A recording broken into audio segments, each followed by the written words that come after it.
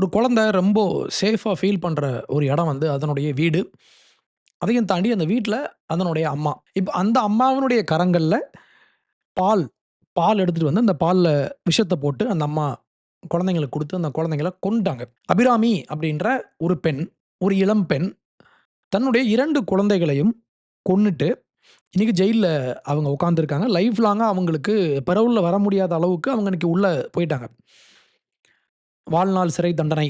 இந்த பிரச்சனைய நம்ம எப்படி அப்ரோச் பண்ணலாம்? இந்த பிரச்சனைய எப்படி நம்ம புரிஞ்சுக்கலாம் அப்படின்னா, ஃபர்ஸ்ட்டு ஏன் இத நான் இப்ப பேசுறேன்? அவங்களுக்கு அந்த ஜட்ஜ்மென்ட் வந்தது வந்து ஜூலை மாசம். இது செப்டம்பர் மாசம். ஏன் நான் இத பேசுறேன் அப்படின்னா, இதே மாதிரி எக்ஸாக்ட்டா இன்னொரு விஷயம் நடந்திருக்கு. இதே சம்பவம். ஆனா, இதுல கொலை பண்ணது அம்மா, அதுல கொலை பண்ணது அப்பா. ஆனா, இவங்களும் அதே மாரி குழந்தைங்கள கொன்னுருக்காங்க. இன்னொரு ஆளுக்காக, இன்னொரு காதலனுக்காக. அங்க ஒரு அப்பா தன்னுடைய மனைவியவும், தன்னுடைய 2 குழந்தைகளையும் கொன்னுருக்காரு. 3 பேரையும் கொலை பண்ணி தூக்கி போட்டாச்சு. யாருக்காக? அவருடைய காதலிக்காக. இத பேசணுமா அப்படின்னு நான் யோசிச்சுட்டு இருந்த டைம்ல, எனக்கு ஆகஸ்ட் மாசம் 26ஆம் தேதி நியூயார்க் போஸ்ட்ல ஒரு செய்தி ஒண்ணு வந்துச்சு. இது வந்து அமெரிக்கால நடந்த ஒரு சம்பவம். அப்படியே காப்பி எக்ஸாக்ட்டா நடந்திருக்கும். ரோல்ஸ் மட்டும் இங்க ரிவர்ஸ் பண்ணப்பட்டிருக்கும். இதுக்கு பல பேர் அவங்க வந்து அவங்களுடைய அவங்களுடைய கருத்துக்கள், அவங்களுடைய கருத்து முத்துக்கள வந்து அப்படியே விதைச்சிட்டு இருந்தாங்க. அதுல ஒரு விஷயம் எனக்கு என்ன ரொம்ப பாதிச்சது. ஒருத்தருடைய ஒரு போஸ்ட், ஒருத்தருடைய ஒரு கருத்து. அது யாருன்னா, ஒரு மார்க்சிய சிந்தனையாளர், ஒரு கம்யூனிஸ்ட் ஐடியலாக். அவருடைய அந்த ஒரு ஒரு போஸ்ட், ஒரு Facebook போஸ்ட். இந்த ஒரு போஸ்ட்ட பார்த்தோம்னா, ஒண்ணு ஒரு ஒரு கம்யூனிஸ்ட் வேர்ல்ட் வியூ, இன்னொரு பக்கம் ஒரு மோரல் வேர்ல்ட் வியூ. ஒரு விஷயத்த ஒரு கம்யூனிஸ்ட் எப்படி பார்க்குறாங்க, அந்த கம்யூனிஸ்ட் ஐடியாலஜி கொண்டவங்க, அந்த கம்யூனிச சிந்தனை கொண்டவங்க, ஒரு விஷயத்த எப்படி அப்ரோச் பண்றாங்க, எப்படி பார்க்குறாங்க, அதற்கு மாறாக மோரல் ஃப்ரேம்வொர்க். சரி, தவறு அப்படின்ற மாதிரி ஒரு ஒரு மொராலிட்டி.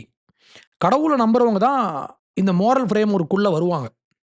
ஏன்னா, அவங்களுக்கு தான் உண்மை, நீதி, நியாயம், நேர்மை இந்த மாரி விஷயங்கள பேசுறதுக்கான உரிமை அவங்களுக்கு மட்டும் தான் உண்டு. ஏன்னா, without God anything is permissible.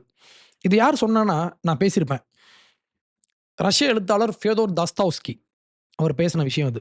கடவுள் இல்லை என்றால், கடவுள் அப்படின்ற ஒருத்தர் இந்த உலகத்துல இல்ல அப்படின்னா, மொராலிட்டி அப்படின்ற விஷயமே இல்ல. ஏன்னா, என்னைய மேற்பார்வை பார்க்கிறதுக்கு ஒருத்தர் இல்லன்னா, நான் எப்படி வேணா வாழலாம்ல. அப்போ நீங்க நீங்க ரைட் அண்ட் ராங் அப்படின்ற மாரி நீங்க பேச ஆரம்பிச்சீங்கன்னா, கடவுளுடைய எக்ஸிஸ்டன்ஸ நீங்க உள்ள கொண்டு வந்து தான் ஆகணும். இது மிக முக்கியமான ஒரு பாயிண்ட். நாத்திகத்துக்கு ஒரு மிகப்பெரிய ஒரு ஒரு ஒரு சவாலான ஒரு விஷயம் இது. ஏன்னா, மொமெண்ட் யூ இன்வோக் மொராலிட்டி, நீங்க காட நீங்க உள்ள கொண்டு வந்து தான் ஆகணும். அந்த ஒரு அவேர்னஸ், அந்த ஒரு மோரல் ஃப்ரேம்வொர்க்குள்ள நீங்க வந்துட்டீங்கனாலே, உங்களுக்கு கடவுள் அப்படின்ற ஒரு கேரக்டர் கண்டிப்பாக தேவைப்படுவார். அப்போ இன்னைக்கு நம்ம பார்க்க போற விஷயம், communist world view versus moral world view. அப்போ ஒரு கம்யூனிஸ்ட், ஒரு பெற்ற தாய் தன்னுடைய 2 குழந்தைகளையும் விஷம் வச்சு கொன்னுருக்கா. அவங்களுடைய இச்சை, அவங்களுடைய அந்த ஒரு பாலியல் தேவை, அவங்களுடைய அந்த ஒரு கள்ளக்காதல், இல்லன்னா திருமணம் கடந்த உறவு, அவங்களுடைய கண்கள மறைச்சிருச்சு அப்படின்றது ஒரு வேதனைக்குரிய விஷயம். இப்ப இந்த பிரச்சனைய எப்படி பார்க்கலாம் அப்படின்னா, நான் ஒரு போஸ்ட் ஒண்ணு காட்டுறேன். ஜீவா அப்படின்ற ஒரு மார்க்சிய சிந்தனையாளர், ஒரு எழுத்தாளர், மார்க்சிய சிந்தனையாளர். அவங்க ஒரு போஸ்ட் ஒண்ணு போட்டிருக்காங்க. ஜூலை மாசம் 24ஆம் தேதி. அபிராமி தன்னுடைய 2 குழந்தைகளையும் கொன்ற நேரம் அது. முகநூல் முழுக்க விரவி கிடந்த வக்கிரங்களால மனசு முழுக்க பலவித அழுத்தங்கள். அவங்க எப்படி ஸ்டார்ட் பண்றாங்க, Facebookல நெறைய பேர் வக்கிரமா வந்து எழுதி வச்சிருந்தாங்க. என்ன எழுதி வச்சிருந்தாங்க? அபிராமிக்கு எதிரா பல பேர் பேசியிருந்தாங்க. அது இவங்களுக்கு வக்கிரமா தெரியுது. அபிராமி தன் கணவனை விட்டு இன்னொருத்தனை காதலித்தாள் தான். தான் அப்படின்ற அந்த வார்த்தை முக்கியம். காதலிச்சா தான். அதனால அவனுக்காக தன் குழந்தைகளையே கொல்லவும் செய்தாள் தான். ஆமா, கொன்னுட்டா. என்ன இப்போ? ஆனால் அவள் எந்தச் சூழலில் அதை செய்தாள் என யாருமே பேசவில்லை. ஒரு பெற்ற தாய் தன்னுடைய 2 குழந்தைகளை கொல்வதற்கு என்ன சூழல் தேவைப்படும் இங்க? என்ன சூழல வச்சு நீங்க நியாயப்படுத்துவீங்க? எந்த காரணமும் இதற்கு ஒரு சரியான காரணமாக இருக்க முடியாது. உனக்கு உன்னுடைய கணவனும், குழந்தைகளும் வேண்டான்னா விட்டு போ. அத வுட்டுட்டு ஏன் கொல்லணும்? அப்படின்ற ஒரு விஷயம் இருக்கு. இவங்க அடுத்து சொல்றாங்க. அவளை கொலை செய்ற அளவு தள்ளுனதுக்கு காரணம், அவளுடைய பாலியல் வேட்கை மட்டும் தான் என பல தூற்றல்கள். பல பேர் அவள அப்யூசிவா பேசுறாங்க. இவ வந்து படுக்கைக்கு ஆசைப்பட்டு போயிட்டா. ஆனா, இவங்க என்ன சொல்றாங்க கீழ, அவளுக்கு அது மட்டுமே தேவைப்பட்டிருந்தா, இந்த கொலைகளை அவள் செய்ய வேண்டிய அவசியம் என்ன? அப்ப அபிராமிக்கு அந்த ஆணுடைய உறவு தான் தேவைப்பட்டிருந்துச்சுன்னா, ஏன் குழந்தைகள கொல்லணும்? அப்ப இதுக்கு வேற ஏதோ ஒரு காரணம் இருக்கு அப்படின்னு சொல்லி, இவங்க ஏதோ ஒரு பெரிய ஒரு சைக்காலஜிஸ்ட் அளவுக்கு இங்க வந்து கேள்வி கேட்டு வச்சிருக்காங்க. இந்த கொலையை அவள் செய்தாளா? இல்லை அவர்கள் செய்ய வைத்தார்களா? எவர்கள்? யாரு? அப்போ ஒரு பெண் தன்னுடைய ஆசை இச்சைக்காக அவளே முன்வந்து எந்த ஒரு புற அழுத்தமும் இல்லாமல் யாராவது போயிட்டு அவள குழந்தைய போய் கொல்லுனா சொல்லுவாங்க. ஒரு தாய் தன்னுடைய தேவைக்காக தன்னுடைய குழந்தைகளையே கொல்ற அளவுக்கு துணிஞ்சுட்டா, இவங்க என்ன சொல்றாங்க? அவள தூண்டுனாங்களா? அவள செய்ய வைத்தார்களான்னு கேட்குறாங்க. அவளை கொலை செய்ய நிர்பந்தித்த அந்த சமூக அழுத்தத்தை நான் பதிவு செய்ய நினைத்தேன். சமூக அழுத்தம். அப்போ இந்த வார்த்தைய கவனிங்க. சமூக அழுத்தம். எப்பவுமே இந்த கம்யூனிஸ்ட் ஐடியாலஜி கொண்டவங்க எப்பவுமே அந்த இண்டிவிஜுவல் ரெஸ்பான்சிபிலிட்டி அப்படின்ற விஷயத்து மேல இவங்களுக்கு நம்பிக்கை கிடையாது. எப்போ எந்த பிரச்சனை வந்தாலும் சரி, இவங்க ஸ்ட்ரெய்ட்டா எங்க போயிருவாங்க தெரியுமா? சமூகம் ஏதோ அவள அழுத்தியிருக்கும். சொசைட்டி தான் காரணம். இந்த சமூகம் அவள வந்து அழுத்தியிருக்கு. அவள அடக்குமுறைக்கு உள்ளாக்கியிருக்கு. ஒரு தாய் குழந்தைகள கொல்ற அளவுக்கு அவள வந்து புஷ் பண்ணது யாரு? அவள அதுக்குள்ள தள்ளி விட்டு, அவள அடக்கி, ஒடுக்கி, அவள பிரஷரைஸ் பண்ணி, அவள அந்த கொலை பண்ற அளவுக்கு தூண்டி விட்டது யாரு? அவ கிடையாது. என்னைக்குமே அந்த பெர்சனல் ரெஸ்பான்சிபிலிட்டி அப்படின்ற விஷயத்த கம்யூனிஸ்ட் எடுத்துக்கவே மாட்டாங்க. இவங்க ஸ்ட்ரெய்ட்டா சொசைட்டி அப்படின்னு போயிருவாங்க. ஏன் நம்ம பார்க்கலாம். அப்போ சமூக அழுத்தம், புற அழுத்தம் அப்படின்ற விஷயத்த இவங்க உள்ள கொண்டு வந்து சொருகியாச்சா? கூடவே இவங்க இப்ப பேசுற விஷயம் அப்படின்றது ரொம்ப ரொம்ப டேஞ்சரஸ், ரொம்ப ரொம்ப டிரேஞ்ச்டு தாட். ரொம்ப கிரேசியா இவங்க பேசி வச்சிருப்பாங்க. தான் பெற்ற குழந்தைகள் மேல் தாய்க்கு இல்லாத உரிமையும், இன்றைய சமகால அரசியலையும் சேர்ந்து நாங்கள் விவாதித்தோம். எந்த உரிமையும் இல்லையா? என்ன உரிமை? இவ கொலை பண்ணி போட்டுருக்கா. குழந்தைங்களுக்கு பால்ல விஷத்த குடுத்து அவங்கள கொலை பண்ணி போட்டுருக்கா. பெற்ற தாய்க்கு குழந்தையை கொலை செய்ய உரிமை இல்லையா? அப்படின்னு ஒருத்தர் கேட்குறாங்க நம்ம ஊர்ல. அந்த கொலை அப்படின்ற வார்த்தைய மட்டும் இவங்க பயன்படுத்தல. ஆனா என்ன சொல்றாங்க? பெற்ற குழந்தைகள் மேல் தாய்க்கு உரிமை இல்லையா? அந்த 2 குழந்தைகளையும் 10 மாசம் அவ சுமந்து பெற்றாளே, அவங்கள கொலை பண்றதுக்கு இவளுக்கு உரிமை இல்லையா? என்ன ஒரு உரிமைக்கான குரல் பார்த்தீங்களா? இப்படித்தான் பேசுவாங்க இந்த கம்யூனிஸ்ட்காரங்கலாம். பெற்றவளுக்கு குழந்தைகளை கொலை செய்ய உரிமை இல்லையா? நாங்க உரிமைக்காக நாங்க நிப்போம். இவங்க எதுக்கெல்லாம் போராடுறாங்க பாருங்க. திருமணம் மீறிய உறவுக்காக இப்போது அபிராமி குற்றவாளி என தீர்ப்பளிக்கப்பட்டு விட்டது. அப்ப குற்றவாளி இல்லாம வேற யாரு? திருமணத்தை மீறிய உறவுக்காக, உல்லாசத்துக்கு தடையாக இருந்த கள்ளக்காதலுக்காக என மீடியாக்கள் வழக்கம் போல் கேப்ஷன்களை அள்ளி தெளிக்கின்றன. வேற என்ன பண்ணுன்றீங்க? கொலைகள் நடந்து 7 வருஷம் ஆயிருச்சு. இன்னமும் அந்த சமூக அழுத்தம் அப்படியே இருக்கிறது. இந்த போஸ்ட்ல ஒரே ஒரு இடத்துல கூட அபிராமி அப்படின்ற ஒரு பெண்ணுடைய அந்த ஒரு பொறுப்பு. ஒரு தாய் தன்னுடைய குழந்தைகளை கொன்னுட்டா. இது ஒரு குற்றம். இது ஒரு கிரைம். இது ஒரு கொலை. தான் பெற்ற பிள்ளைகளை யாரு இப்படி கொல்ல முடியும்? தன் மனசு முழுக்க கரபடிஞ்ச ஒருத்தரால மட்டும் தான் இத செய்ய முடியும். அவ்வளவு தூரம் உள்ள வக்ரம், உள்ள உள்ள ஒரு வெறுப்பு. அந்த காம இச்சை அவங்கள வந்து கம்ப்ளீட்டா மறைச்சிருச்சு. இத பத்தி ஒரு வார்த்தை பேசல. இவங்க திருப்பி திருப்பி சமூக அழுத்தம், சமூக அழுத்தம்ன்ற மாரி 2 இடத்துல பேசி வச்சிருக்காங்க. இந்த மார்க்சிய சிந்தனையாளர், இந்த கம்யூனிஸ்ட் திங்கர் ஏன் இப்படி யோசிக்கிறாங்கன்னா, ஃபர்ஸ்ட்டு இவங்களுக்கு இந்தியன் சொசைட்டி மேல ஒரு ஒரு கோவம் இருக்கு. இவங்க என்ன சொல்லுவாங்க, இந்தியன் சொசைட்டிய ஒரு ஆணாதிக்க சமூகம், ஒரு பேட்ரியார்க்கிக்கல் சொசைட்டி அப்படிதான் இவங்க பார்ப்பாங்க. இப்போ இந்த பேட் கேர்ள்னு ஒரு படம் ஒண்ணு இப்ப வரப்போது 5ஆம் தேதி. அந்த படமும் இதே மாரி தான். இதே மாரி கட்டமைப்பு தான். இங்க இருக்கும் இந்திய சமூகம் ஆண்களால் தீர்மானிக்கப்படுகிறது. ஒரு பெண் எப்படி வாழணும்னு நீ ஏன் சொல்ற? ஒரு பெண் திருமணம் பண்ணி தான் வாழணும்னு நீ ஏன் சொல்ற? ஏன் அவங்க இணையராக வாழக்கூடாதா? அவங்க டிவோர்ஸ் பண்ணிட்டு ஒரு 10 பேர் கூட சேர்ந்து வாழ்ந்தா என்ன? இதுல என்ன குற்றம்? இவங்க கேட்பாங்க. அப்போ இந்த மார்க்சிய சிந்தனையாளரும் எப்படி பார்க்கிறார்ன்னா, அபிராமி செஞ்ச கொலைகளுக்கு யார் காரணம்? கண்டிப்பா அபிராமி கிடையாது. மத்த எல்லாரும் காரணம். அவங்க மட்டும் இல்ல. இது ஒரு பார்வை. அப்போ இந்த பார்வை எங்கேருந்து வருதுன்னா, ஃபர்ஸ்ட்டு இவங்க அந்த மொராலிட்டி, அப்சொல்யூட் மொராலிட்டி அப்படின்ற விஷயத்தின் மேல இவங்களுக்கு எந்த ஒரு நம்பிக்கையும் இல்ல. ஏன்னா இவங்கலாம் நாத்திகர்கள். அப்போ ஒரு நாத்திகனுக்கு மொராலிட்டி அப்படின்ற விஷயமே இல்ல. எப்படி சொல்றேன்னா, இது சரி, இது தவறு. இது குற்றம், இது நல்ல விஷயம். இத பண்ணலாம், இத பண்ணக்கூடாதுன்ற மாரி நமக்கு ஒரு மோரல் ஃப்ரேம் ஒர்க் உண்டு. ஆனா இவங்க என்ன பண்ணுவாங்க, அந்த திருமணம், ஆண், பெண் உறவு, கொலைகள், இந்த மாரி குற்றங்கள் எல்லாத்தையும் இவங்க என்ன பண்ணுவாங்க, ஒரு ஒரு மோரல் ஃப்ரேம்வொர்க்குள்ள வச்சு பார்க்க மாட்டாங்க. அப்போ இவங்க என்ன பண்ணுவாங்க, இதுக்கு வேற ஒரு காரணம் இருக்கலாம். இதுக்கு வேற ஒரு எக்ஸ்ப்ளனேஷன் இவங்க தேடுவாங்க.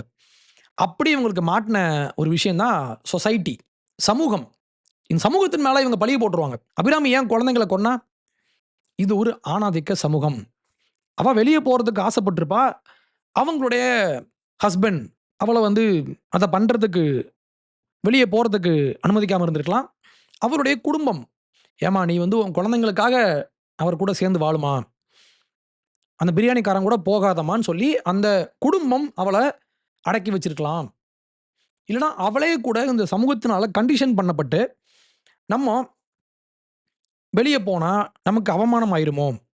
நம்மளுடைய குழந்தைகள யாரு பார்த்துக்கிறது? அதனால தான் நான் குழந்தைங்கள கொன்னேன்னு கூட இவங்க சொன்னா கூட இவங்க ஏத்துப்பாங்க. ஏன் குழந்தைங்கள கொன்னேன்? நான் பிரியாணிக்காரன் கூட ஓடி போயிட்டேன்னா, என் குழந்தைங்கள யாரு பார்த்துப்பாங்க? அதனால அக்கறையில இவ கொன்னான்னு கூட இவங்க சொல்லுவாங்க. அப்ப இவங்கள பொறுத்தவரைக்கும் யுனிவர்சலி ஒரு ரைட் அண்ட் ராங் அப்படின்ற மாரி விஷயம் கிடையாது. இங்க என்ன இருக்குன்னா, பவர் ஸ்ட்ரக்சர்ஸ். மேரேஜ் அப்படின்றது ஒரு பவர் ஸ்ட்ரக்சர். ஆண், பெண். ஒரு ஆண், ஒரு பெண் கூட தான் வாழணும். ஒரு ஆணும், பெண்ணும் தான் சேர்ந்து வாழணும் அப்படின்றது ஒரு பவர் ஸ்ட்ரக்சர். இவங்கள பொறுத்தவரைக்கும். மேரேஜ் ஆயிட்டா குழந்தைங்கள பெத்துக்கணும் அப்படின்றது இது ஒரு பவர் ஸ்ட்ரக்சர். இது ஒரு அதிகார மையம். அடுத்து குழந்தைங்கள பெத்துட்டு, ஒரு கணவன், ஒரு மனைவி இவங்க தான் சேர்ந்து வாழணும். குழந்தை பிறந்ததுக்கு அப்புறம், ஒரு பெண்ணுக்கு இன்னொரு ஆண் மீது காதல் வரக்கூடாது. அப்படின்னு யார் சொன்னா? அப்படின்னு இவங்க கேட்பாங்க. அப்போ இவங்க என்ன பண்றாங்க? மேரேஜ், குழந்தைகள், அந்த மேரேஜ் அப்படின்ற அந்த ஒரு இன்ஸ்டிடியூஷன், அந்த ஒரு சர்க்கிள் போட்டு நம்ம வாழ்றோம் இல்லையா? இதெல்லாம் இவங்கள பொறுத்தவரைக்கும் ஒரு அதிகார மையம். இது ஒரு பவர் ஸ்ட்ரக்சர். பெண்களை ஒடுக்குவதற்காக ஆண்களால் கண்டுபிடிக்கப்பட்ட ஒரு பவர் ஸ்ட்ரக்சர் தான் இதெல்லாம் அப்படின்னு இவங்க சொல்லுவாங்க. அப்ப இவங்கள பொறுத்தவரைக்கும் there is no absolute morality. Only power structures. அப்போ இப்படி தான் கார்ல் மார்க்ஸ் இந்த உலகத்த பார்த்தாரு. அவர் என்ன சொன்னாரு? இந்த உலகத்துல மொத்தமே 2 பீப்பிள் தான் இருக்காங்க. பணம் படைச்சவங்க, பணம் இல்லாதவங்க. இந்த 2 கிளாஸ் தான் இந்த உலகத்துல உண்டு. அப்போ ஒரு மார்க்சிய சிந்தனையாளர் இந்த அம்மையார். எப்படி இந்த உலகத்த பார்ப்பாங்கன்னா, ஒரு பெண் குழந்தைகளை கொல்றான்னா, இதுக்கு பின்னால ஏதோ ஒரு காரணம் இருக்கு. ஏதோ ஒரு சமூக அழுத்தம் இருக்கு. ஏன்னா கார்ல் மார்க்ஸினுடைய எழுத்துக்கள நீங்க படிச்சீங்கன்னா, நான் படிச்சதுனால நான் பேசுறேன். ஒரே ஒரு இடத்துல கூட அந்த ஆளு பெர்சனல் ரெஸ்பான்சிபிலிட்டி, பெர்சனல் மொராலிட்டி இந்த மாரி எந்த விஷயமும் அவரு பேசியிருக்க மாட்டாரு. இந்த உலகத்தில் ஒருத்தன் ஏழையா வாழ்றான்னா என்ன காரணம்னா, அவனுக்கு மேல அந்த முதலாளி இருக்கான். ஒரு பெண் ஏன் அடிமையா வாழ்றா அப்டின்னா, அங்க மேரேஜ், அந்த குடும்பம், அந்த நியூக்ளியர் ஃபேமிலி அப்டின்ற அந்த ஒரு ஸ்ட்ரக்சர் அங்க இருக்கு. இதான் காரணம். அப்போ இவரு வெளிப்படையா பேசினாரு. குழந்தைகளை அரசாங்கம் எடுத்துக்கும். குழந்தைங்கள அரசாங்கம் தான் படிக்க வைக்கணும். குழந்தைங்கள யார் எஜுகேட் பண்ணணும்? அரசாங்கம். ஏன்? நம்ம ஒரு குடும்பம் அப்டின்ற ஒரு அமைப்பு இங்க உட்கார்ந்துட்டு எல்லா பிரச்சனையும் அவங்க தான் பண்றாங்க. அப்டின்றது கார்ல் மார்க்ஸினுடைய ஒரு பார்வை. அப்போ இந்த மார்க்சிய சிந்தனையாளர்கள், மார்க்சிஸ்ட், கம்யூனிஸ்ட் இவங்கலாம் எப்படி பார்ப்பாங்கன்னா இந்த உலகத்த அடக்குமுறை. ஒரு பெண் தவறு செஞ்சா என்ன அர்த்தம்? அவள யாரோ ஒடுக்கியிருப்பாங்கப்பா. நீ ஏன்பா படிக்கல? பிராமணன் என்ன படிக்க விடலப்பா. பெர்சனல் ரெஸ்பான்சிபிலிட்டி அப்படின்ற விஷயமே இந்த மார்க்சிய உலகத்துல இல்ல. முக்கியமாக இந்த இந்த கார்ல் மார்க்ஸினுடைய கொள்கையை ஏற்றுக்கொண்டவங்க யாருமே, என் வாழ்க்கை நாசமா போனதுக்கு நான் தான் காரணம். ஒத்துக்கவே மாட்டாங்க. அமெரிக்க ஏகாதிபத்தியமே! கியூபா இன்னைக்கு ஏன் பிச்சை எடுத்துட்டு இருக்கு? அமெரிக்கா அவங்க மேல சாங்ஷன்ஸ் போட்டாங்க. நீ ஏன் படிக்கல? என்ன படிக்க விடலங்க. அப்ப இது ஒரு ஐடியாலஜி. இது ஒரு பார்வை. இந்த இந்த உலகத்த பார்க்கிற பார்வை. ஒரு வேர்ல்ட் வியூ. இதான் கம்யூனிஸ்ட் வேர்ல்ட் வியூ. நீங்க எவ்வளவு பெரிய மோசமான குற்றம் செஞ்சாலும் சரி, இவங்க என்ன சொல்லுவாங்க? Evil does not exist. இவங்கள பொறுத்தவரைக்கும் ஈவில் அப்படின்ற விஷயமே இல்ல. ஏன்னா ரைட் அப்படின்னு ஒண்ணே இல்ல.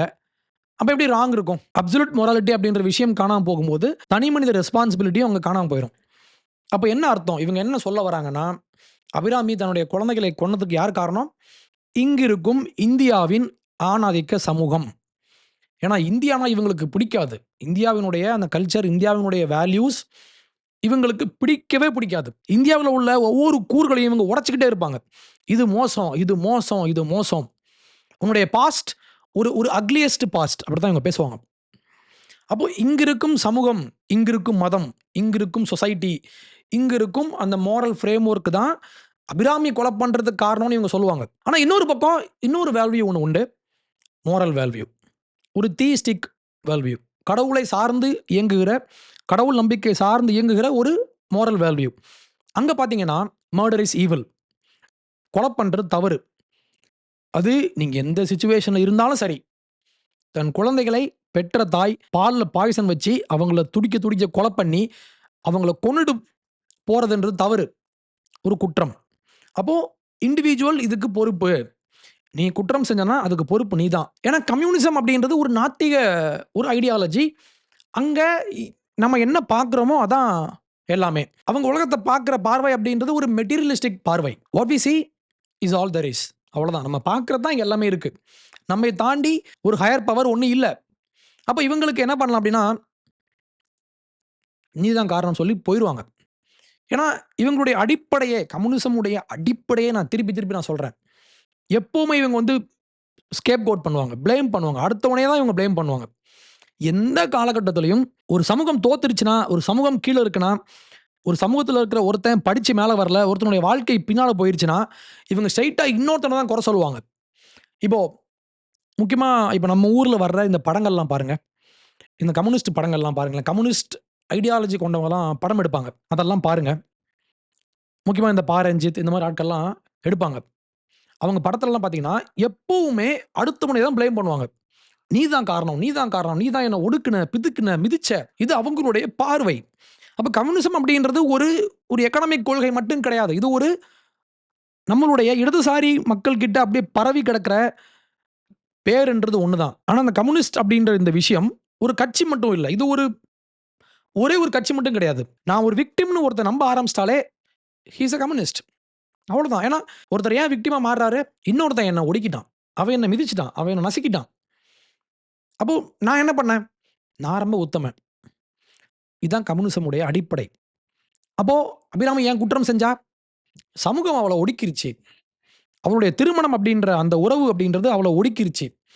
அவளுடைய திருமணம் கடந்த அந்த உறவுக்கு இந்த திருமணம், இந்த மேரேஜ் அப்படின்ற இந்த இன்ஸ்டிடியூஷன் அவள அலோவ் பண்ணல. அவள அப்படியே கட்டி வச்சிருக்காங்க. அவளுடைய ஆசை அத தாண்டி போணும்னு பாக்குது. தாண்டி போக முடியல. சமூகம் அவள ஒடுக்குது. அதனால குழந்தைகள கொன்னுட்டா. அப்ப அபிராமிய கொலை பண்றதுக்கு இந்திய சமூகம் காரணம். இந்திய சொசைட்டி காரணம் அப்படின்னு சொல்லுவாங்க. ஆனா இந்த பிரச்சனை நம்ம ஊரையும் தாண்டி இதே மாரி ஒரு கேஸ் நடந்திருக்கு அமெரிக்கால. நம்ம பேசலாம். அப்ப தெரியும். இவங்க சொல்லுவாங்கல்ல, இது வந்து நம்ம வந்து ஒரு பிற்போக்குவாதியான ஒரு சமூகம். நம்ம வந்து பிராமணர்களால ஒடுக்கப்பட்ட ஒரு சமூகம். இந்திய சமூகம் அப்படின்றது பெண்களுக்கு எந்த உரிமையும் குடுக்காம அவங்கள அப்படியே அடக்கி ஒடுக்குதுன்னு இவங்க சொல்லுவாங்க.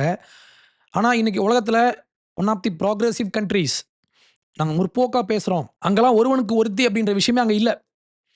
ஒவ்வொருத்தரும் 10 மேரேஜ் பண்ணிப்பாங்க. அதற்கான எல்லா உரிமையும் அங்க உண்டு. அதற்கான எல்லா அவங்க வாழ்க்கை முறையே அப்படிதான். இன்னைக்கு ஒருத்தர் கூட இருப்பாங்க. நாளைக்கு போயிருவாங்க. ஆனா அந்த ஒரு கல்ச்சர்லயும் இதே மாரி குற்றம் நடந்திருக்கு. இத புரிஞ்சுக்கிட்டோம்னா, இவங்க சொல்ற அந்த மொத்த ஆர்கியுமென்ட்டும் கொலாப்ஸ் ஆகும். நம்ம பேசலாம். ஆகஸ்ட் 13, 2018 அன்னைக்கு கிறிஸ்டோபர் வாட்ஸ் அப்படின்ற ஒருத்தர் அமெரிக்கால போலீஸ் கிட்ட ஒரு கம்ப்ளைண்ட் ஃபைல் பண்றாரு. அவருடைய மனைவியவும் 2 பிள்ளைங்களையும் காணோம். 2 பொண்ணுங்க, அவருடைய மனைவி. 3 பேரையும் காணோம்னு சொல்லி ஒரு கேஸ் ஒண்ணு ஃபைல் பண்றாரு. போலீஸ் அவர விசாரிக்கிறாங்க, தேடுறாங்க. ஆகஸ்ட் 14 அன்னைக்கு, அதுக்கு அடுத்த நாள் அவர் டிவில ஒரு இன்டர்வியூ அதுல அவரு பேசுறாரு. மனைவியுடைய பெயர் ஷானன்.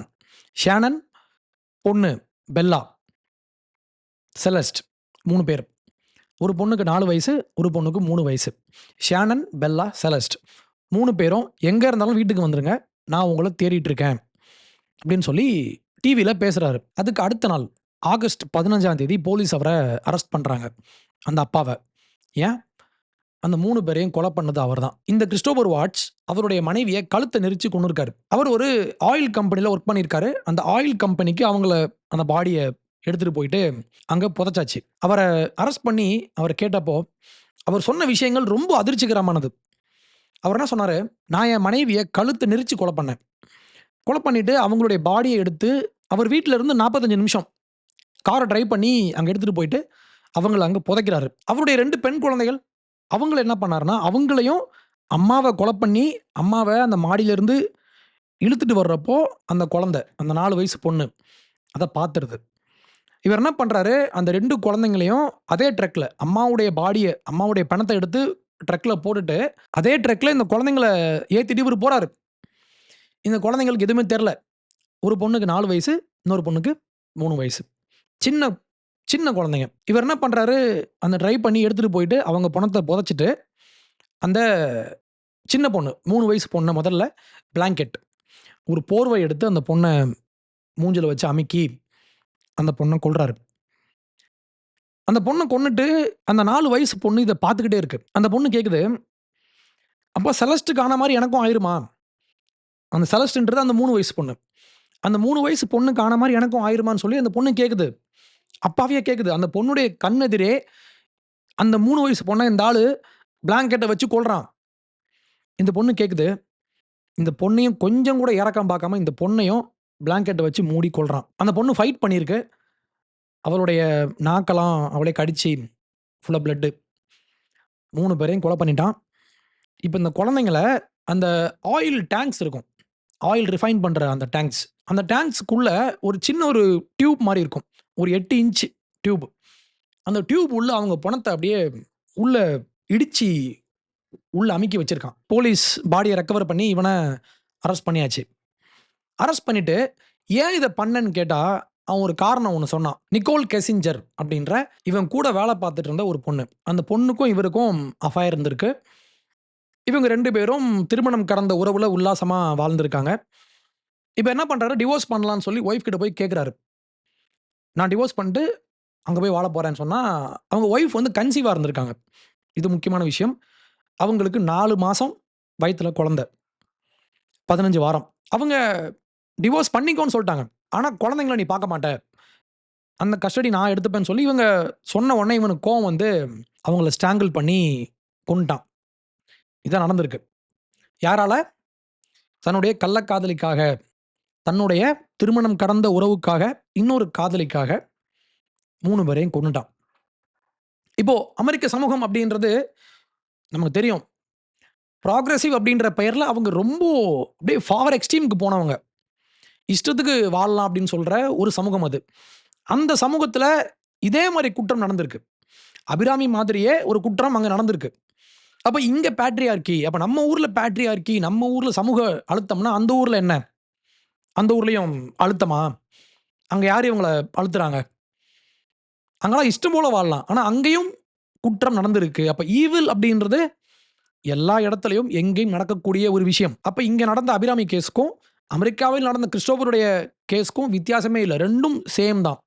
அப்படியே நெறைய ஒற்றுமைகள் இருக்கும். அப்ப இங்க மட்டும் தான் ஒடுக்குமுறை இருக்கு. இங்க மட்டும் தான் பெண்கள அப்படியே அடக்குறாங்க. திருமணம் அப்படின்றதே ஒரு அடக்குமுறை, ஒரு ஒடுக்குமுறை. நீங்க வந்து கர்ப்பப்பைய எடுத்து போட்டுருங்க. நீங்க வந்து பெண் குழந்தைகள மேரேஜ் பண்றதுக்காக வளர்க்காதீங்க. அவங்கள ஃப்ரீயா உடுங்க. அப்படின்னு இங்க உள்ளவங்க சொல்லுவாங்க. முக்கியமா இந்த ஈவே ராமசாமி. அவருடைய அந்த கருத்துக்கள்லாம் பார்த்தீங்கன்னா, பெண் விடுதலை அப்படின்னு சொல்லி அவர் பேசி வச்ச எல்லா விஷயமுமே குப்பைகள். திருமணம், குழந்தைகள், கணவன், மனைவி, இந்த உறவு இது எல்லாமே இவங்கள பொறுத்தவரைக்கும் ஒடுக்குமுறை. இவங்கள பொறுத்தவரைக்கும் அது ஒரு பேட்ரியார்க்கிக்கல் ஸ்ட்ரக்சர். அப்ப என்ன பண்ணுவாங்க, இதை மீறி ஒரு பொண்ணு வெளிய வந்துட்டா, அப்ப அபிராமி யாரு? இந்த உறவை தாண்டி இதன் மீது ஒரு வெறுப்பாயி இதிலிருந்து வெளிய வரணும்னு அவ நெனச்சிருக்கா. அத எப்படி வரணும்னு தெரியல. அவ கொலை பண்ணிட்டா. அப்போ இதுல விக்டிம் யாரு? அபிராமி. இப்படித்தான் இங்க உள்ள கம்யூனிஸ்ட்லாம் பேசிட்டு இருக்காங்க. யாருமே அபிராமிய கண்டிச்சு, கொலைகளை கண்டிச்சு ஒரு வார்த்தை பேச மாட்டாங்க. இவங்கள பொறுத்தவரைக்கும் அங்க உண்மையான பிரச்சனை என்ன? திருமணம் தான் இவங்களுக்கு பிரச்சனை. அந்த திருமண உறவு தான் இவங்களுக்கு பிரச்சனை. அத வந்து இவங்க பேட்ரியார்கி, அடக்குமுறை, ஒடுக்குமுறைன்னு சொல்லி இவங்க அப்படி கொண்டு வருவாங்க. அப்ப அப்சல்யூட் மொராலிட்டி அப்படின்ற விஷயத்த நீங்க தூக்கும்போது, நீங்க தீமைய வந்து நீங்க எப்படி எக்ஸ்ப்ளைன் பண்ணுவீங்க? ஈவில்னு ஒண்ணு நடக்குது.